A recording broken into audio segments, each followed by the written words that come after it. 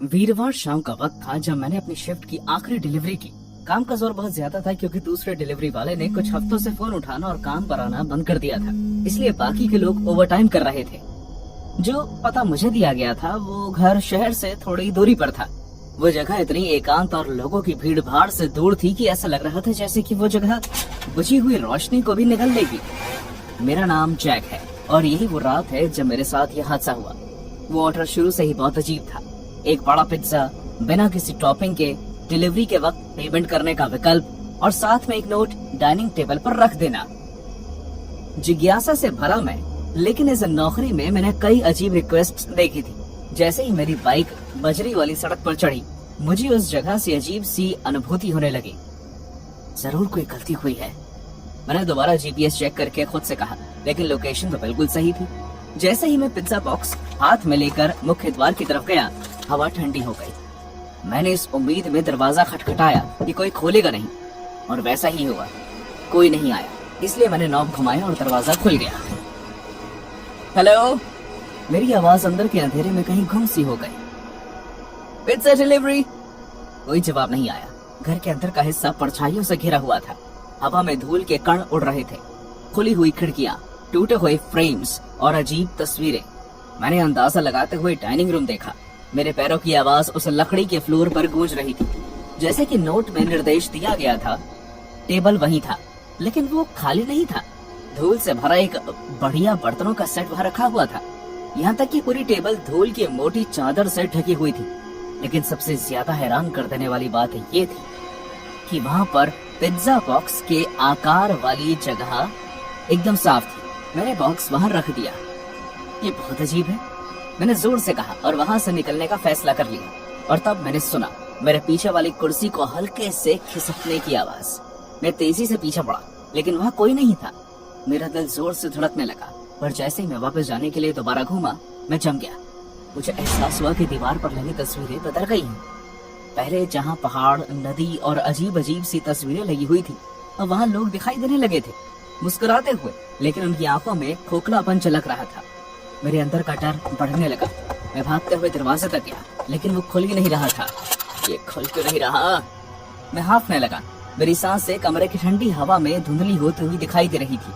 मैं वापस कमरे की तरफ मुड़ा और तभी फुसफुसाने की आवाज आने लगी। बहुत सारे लोगों की आवाजें आ रही हैं, लेकिन ये समझ में नहीं आ रहा था कि वो कहाँ से आ रही है। और फिर अचानक एक औरत ने मेरे कान में आकर कहा, खाना खत्म होना चाहिए। मैंने अपने कान बंद करने की कोशिश की, लेकिन आवाज मेरे दिमाग में बैठ चुकी थी। तापमान अचानक से गिर गया। सांस छोड़ते हुए टॉर्च की रोशनी में मुझे भाप दिखाई देने लगी। फिर हंसी की आवाज आनी शुरू हो गई। वो किसी बच्चे की हंसी की आवाज थी, जिसके पीछे किसी बुरे वक्त का प्रभाव छुपा था। परछाइयां दीवारों पर नाच रही थी। ऐसी आकृतियां जो इंसान जैसी तो लग रही थी, लेकिन पूरी तरह से इंसान नहीं थी। मैं पीछे की तरफ गिर गया। मेरे पीठ डाइनिंग टेबल की ठंडी लकड़ी से टकराई। मैं मजाक नहीं कर रहा, लेकिन पिज्जा का बॉक्स खुला हुआ था और अंदर पिज्जा नहीं, मांस का भयानक टुकड़ा था। उसकी सड़ी हुई बदबू मेरी नाक को छू रही थी। मैंने फौरन अपना मुंह बंद कर लिया। वो एक सड़े हुए मांस से कहीं ज्यादा था। वो बहुत ही अजीब था और मुझे घुटन हो रही थी। प्लीज मुझे जाने दो। मैं आगे गिड़गिड़ाने लगा। किसके सामने ये मैं नहीं जानता। उस औरत की फुसफुसाहट और तेज होने लगी। उस बच्चे के हंसने की आवाज भी और जोर से आने लगी। अचानक से दीवार पर टंगी एक तस्वीर गिर गई, जिस वजह से कमरा हिल गया। उस पर बिना आंखों वाला एक आदमी, बिना आंखों वाली एक महिला और बिना आंखों वाली एक छोटी बच्ची थी। और फिर तापमान सामान्य हो गया। परछाइयां पीछे हट गई और हंसी हवा में गायब हो गई। मैं अकेला था, या फिर मुझे तो अब तक ऐसा ही लग रहा था। लेकिन फिर मैंने डाइनिंग रूम की दहलीज पर एक आकृति को खड़े हुए देखा। एक बच्ची जो 7 साल से ऊपर की नहीं होगी। उसकी आंखें अंदर से खोखली थी। क्या तुम हमारे साथ डिनर करना चाहोगे? उसने पूछा। उसकी आवाज में मासूमियत और काली गहराई दोनों का एहसास था। मैं ना ही कुछ बोल पाया और ना ही हिल पाया। उस बच्ची की आंखें ऐसा लग रहा था जैसे वो खालीपन से मेरे रूह खींच रही हो।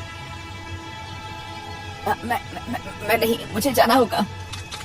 लेकिन तुम हमारे मेहमान हो। उसने अपना सर पूरा घुमाते हुए कहा।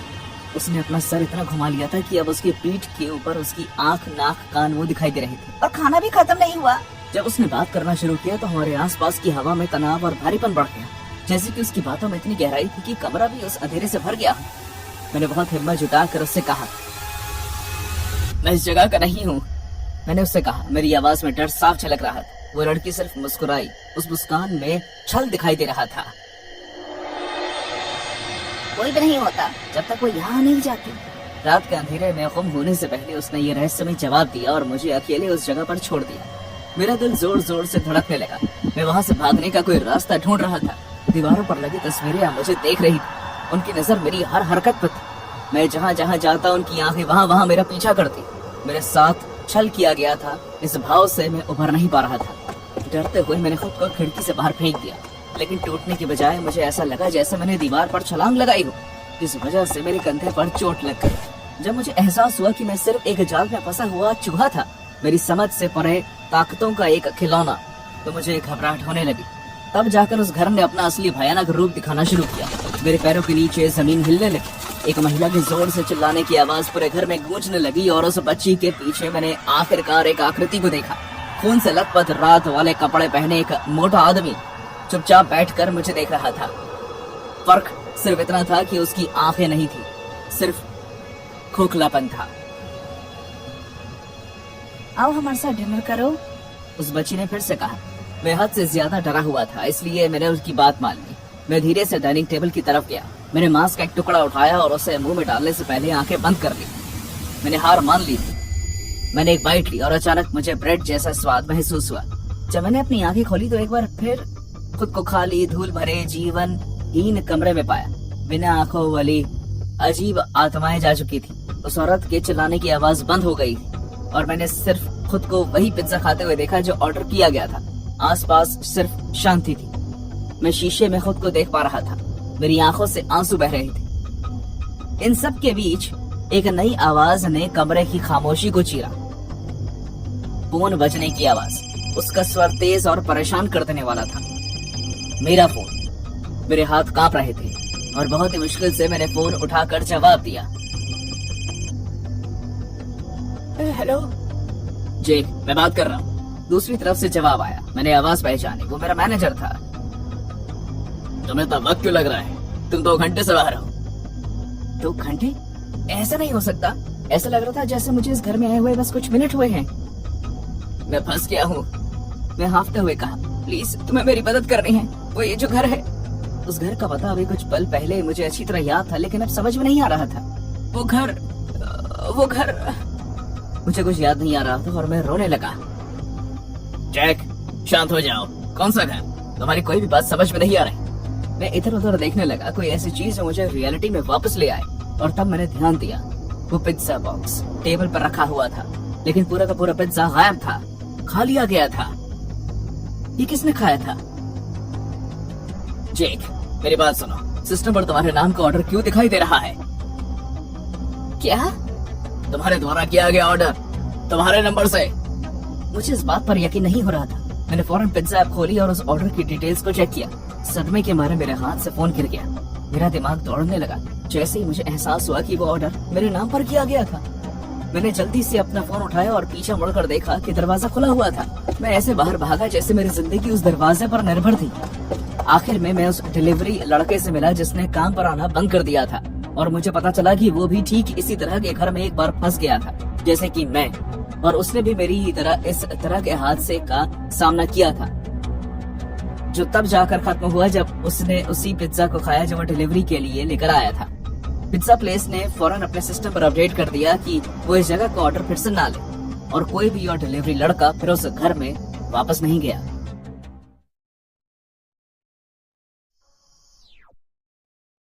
शाम की हवा तेज थी, जिसमें लड़कियों से भरे एक घर से संगीत और हंसी की आवाजें आ रही थी। वो आजादी और जश्न की रात होने वाली थी, लेकिन जैसे जैसे घटनाएं सामने आई, यह आतंक की एक ऐसी घटना में बदल गई जो हमेशा मेरी यादों में बनी रहेगी। इसकी शुरुआत एक मजाक से हुई, एक घटिया मजाक जो हमने पिज्जा डिलीवरी करने आए आदमी के साथ किया था। हमने उसे पहले भी देखा था, उसकी अजीब हरकतें और जिस तरह वो किसी से भी नजरें मिलाने में संघर्ष करता था। उसका नाम एरिक था।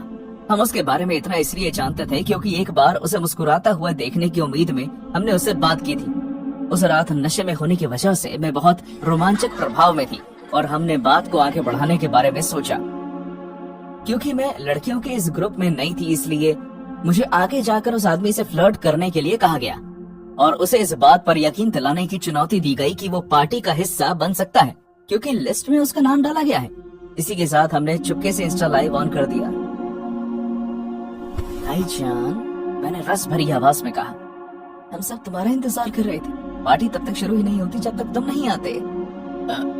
ये रहे आपके पिज़्ज़ास, उसने हिम्मत जुटाकर कहा क्योंकि मैं उसके चेहरे तक झुक गई थी जैसे मैं उसे किस करने वाली हूँ और वहीं पीछे से मेरी बहन जोर से हंस रही थी। आपको इसके लिए $30 देने हैं। अगर मैं तुम्हारे साथ वक्त बिताऊं तो क्या ये फ्री हो जाएगा? मैं नहीं वैसा, मैं तुम्हें पूरे 1 मिनट तक किस करूंगी अगर तुम ये पिज्जा फ्री में दे दोगे। आंगन की धीमी रोशनी में उसकी भी चेहरे पर शर्मिंदगी की लाली साफ झलक रही थी, लेकिन उसकी आंखों की चमक किसी अंधेरी और ना पहचाने जाने वाली चीज की चिंगारी थी। क्यों ना तुम किस करने से थोड़ा और ज्यादा करो और मैं तुम्हें अगले 3 पार्टीज तक फ्री पिज्जाज दूं। उसके शर्मीले स्वभाव को अचानक आत्मविश्वास से भरे हुए स्वभाव में बदलते देख एक बार के लिए मैं हिल गई। तभी मेरी एक दोस्त ने मुझे कान में आकर बताया कि हमारे लाइफ पर 3000 से ज्यादा लोग जुड़ गए हैं। हमें इसे और आगे बढ़ाना था। थोड़ा और ज्यादा से तुम्हारा क्या मतलब है? वेल, हम सब यहाँ इतने समझदार तो हैं ही, तुम जानती हो। 3 पार्टीज तक फ्री पिज्जास। हाँ, अगर मैं कहूँ 5? 3 5 कर दो और मैं तैयार हूँ। 3 5 और मेरी खूबसूरत दोस्त भी इसमें साथ देगी। 3 5 और मैं बस। मेरा गला पकड़ने से पहले वो मुझ पर जोर से चिल्लाया। उसने सीधे मेरी आंखों में देखा। उसकी आंखें लाल हो चुकी थी। मेरे साथ इस तरह बहस मत करो। इस वक्त मेरी बहनों को बीच में आना पड़ा और उन्होंने इंस्टाग्राम से लाइव के बीच में ही उसे धमका दिया। चौंका देने वाली बात तो ये थी कि वो सिर्फ वहाँ से भाग नहीं बल्कि पागलों की तरह हंसने लगा। उसकी आंखों में बदले की भावना हम सबको दिखाई दे रही थी। आगे जो होने वाला था हम सब उसके लिए तैयार नहीं थे। एरिक कुछ समय बाद रात की आड़ में वापस लौटा। हम सब इस वक्त सुस्त पड़े थे जब अचानक लाइट बंद हो गई। हमें इस बात का एहसास होने में ज्यादा वक्त नहीं लगा कि बहुत सी लड़कियों के फोन गायब थे। हर जगह दहशत फैल गई, लेकिन उसके बाद जो शांति आई वो इतनी गहरी थी कि उसकी चीख ने हमें बेचैन कर दिया।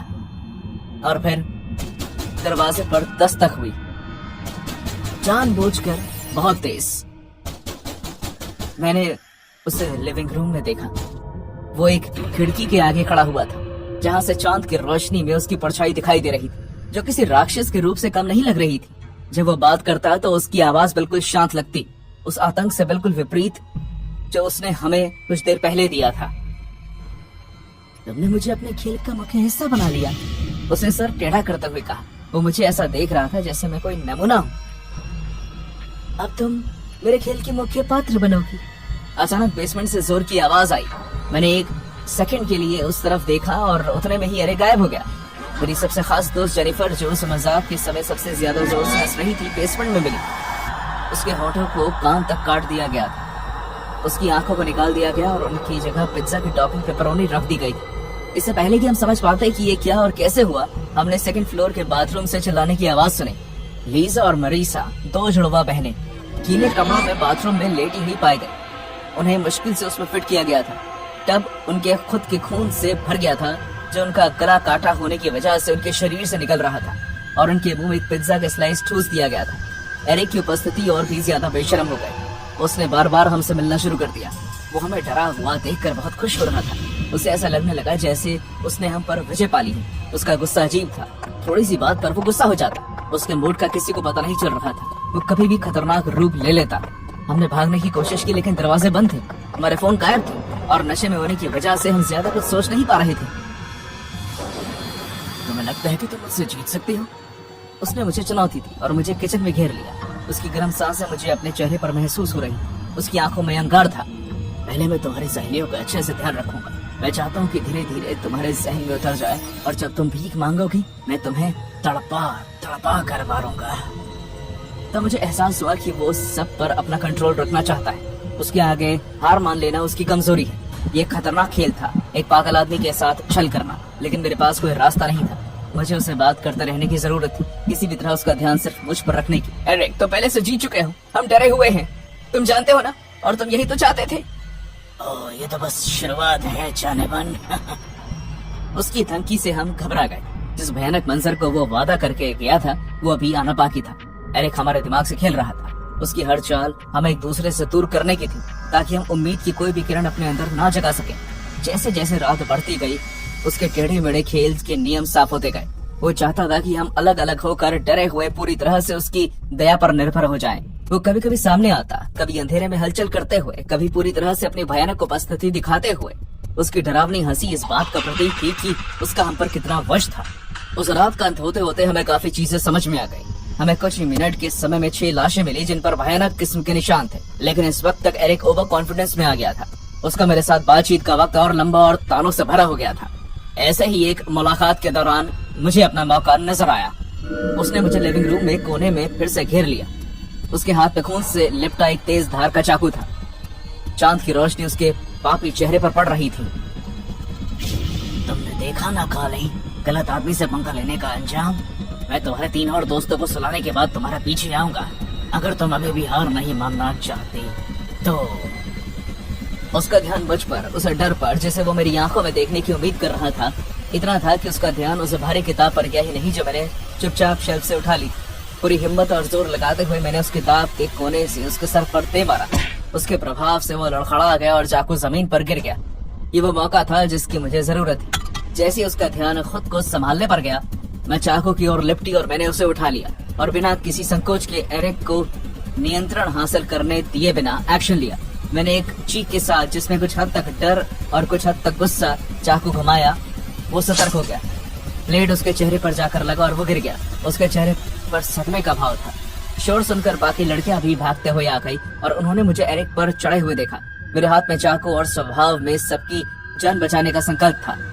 हम सब ने मिलकर उसके हाथ पांव बांध दिए। उसकी जेब से उसका फोन निकाला और उसके लहलुहान शरीर पर लात मारते हुए पुलिस को बुलाया। जब मैं फोन कर रही थी तो मेरी सहेलियां तब भी एरिक को मार रही थी। जब पुलिस पहुंची तो उन्होंने हमें एक दूसरे के साथ लिपटे हुए देखा। वो एरिक को गिरफ्तार करके ले गए। उसके बाद सवालों के भवंडर आए। उस घर में दिलचस्प और डर भरा दृश्य दिखाई दिया, लेकिन इन सब के बीच हमें खुद पर गर्व था। हमने न केवल खुद को उस रात के आतंक से बचाया था, बल्कि उस अंधेरे से भी खुद को निकाल लिया था।